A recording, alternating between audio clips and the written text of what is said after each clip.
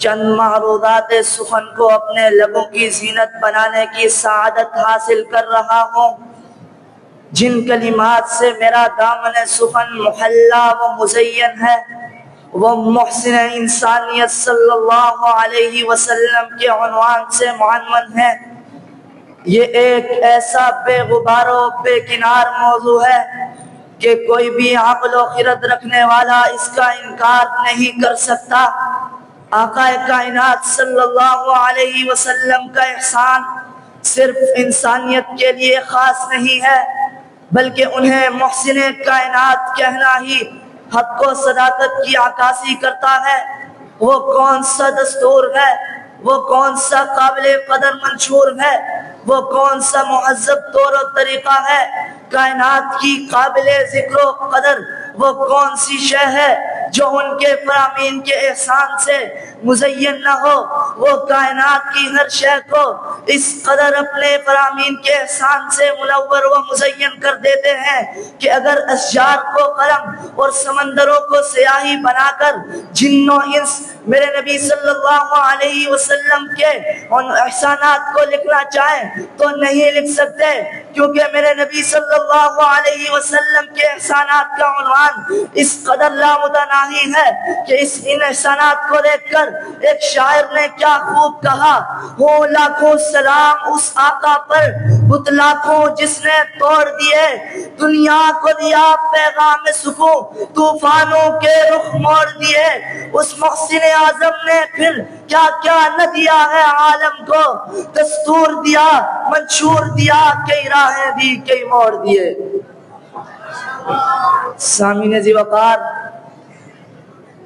مفتی اعظم پاکستان حضرت مفتی محمد شفیع رحمہ اللہ احسان کے دو معنی بیان کرتے ہیں۔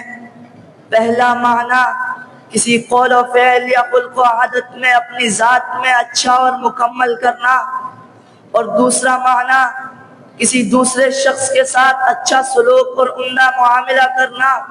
یہ دونوں معانی محسن انسانیت صلی اللہ علیہ وسلم کی ذات عالی میں بدرجہ اتم پائے جاتے ہیں، لیکن میں قربان جاؤں اس محسن انسانیت کی عظمت پر کہ جس کی حکومت کے استحکام میں انسانیت کے خون کی نہیں بلکہ ان سے محبت و سلوک کی ندیاں بہتی ہیں۔ وہ مکہ پر حاکمیت و فتح کے باوجود جان کے دشمنوں کو صرف ایک جملہ لا تثریب علیکم اليوم کہہ کر احسان کی حدود پار کر جاتا ہے، جو اپنے جانی دشمنوں کو بھی معاف کر کے احسان عظیم کی عملی مثال پیش کرتا ہے۔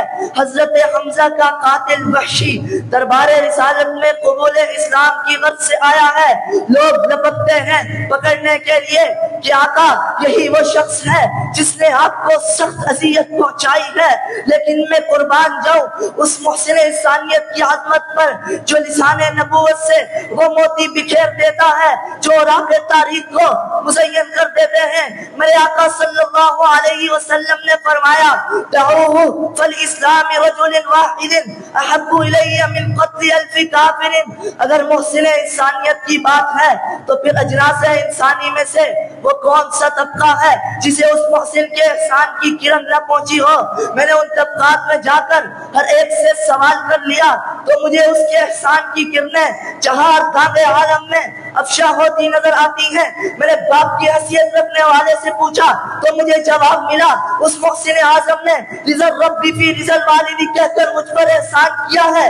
میرے ماں کی حیثیت رکھنے والی سے پوچھا تو مجھے جواب ملا اس محسن اعظم نے الجنت تحت اقدام الامہات کا اصول بتا کر مجھ پر احسان کیا ہے۔ میرے بیوی کی حیثیت رکھنے والی سے پوچھا تو مجھے جواب ملا اس محسن اعظم نے اتقوا اللہ فی النساء کہہ کر مجھ پر احسان کیا ہے۔ میرے شوہر کی حیثیت رکھنے والے سے پوچھا تو مجھے جواب ملا اس محسن اعظم نے ایما امرأۃ ماتت وزوجها راض عنها دخلت الجنہ کہہ کر مجھ پر احسان کیا ہے۔ میں نے عمر دراز طبقے سے پوچھا تو مجھے جواب ملا اس محسن اعظم نے من لم یعقل کبیرنا فلیس منا کہہ کر ہم پر احسان کیا ہے۔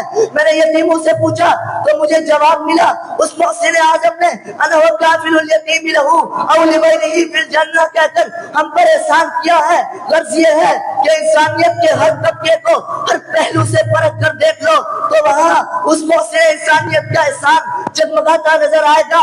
میرے نبی کے ان احسانات کو دیکھ کر نبی کے دشمن بھی ان کی تعریف کیے بغیر نہ رہ سکے۔ انہی احسانات کو دیکھ کر ایک ہندو شاعر پکار اٹھتا ہے کہ سچ ہے تیرے اعتبار کا ثانی نہ ملا، اس طور کے اطاعت کا ثانی نہ ملا، یوں تو ملے لاکھوں نقوش تازہ پر تیرے کردار کا ثانی نہ ملا۔ وآخر دعوانا الحمدللہ رب العالمین۔